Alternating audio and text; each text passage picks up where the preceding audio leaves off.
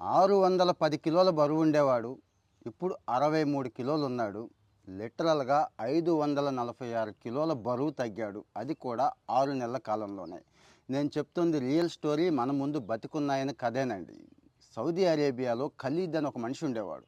అతని బరువు 610. ఊహించుకోలేకపోతున్నాం కదా! ఒక దున్నపోతో, ఎద్దో ఎంత బరువు ఉంటుందో అంత బరువు అన్నట్టు. అంటే కదలలేని పరిస్థితి, మంచం మీద నుంచి దిగలేని పరిస్థితి. వాడి కోసం ప్రత్యేకంగా మంచం తయారు చేయించి, అదే రాజుగారు, ఆయన కూడా ఖలీద్ గారే, సౌదీ అరేబియా రాజుగారు సాయం చేస్తే ఓ హాస్పిటల్లో పడేసి అనేక రకాలైన చికిత్సలు చేస్తే ఇప్పుడు ఈ బరువుకొచ్చాడండి.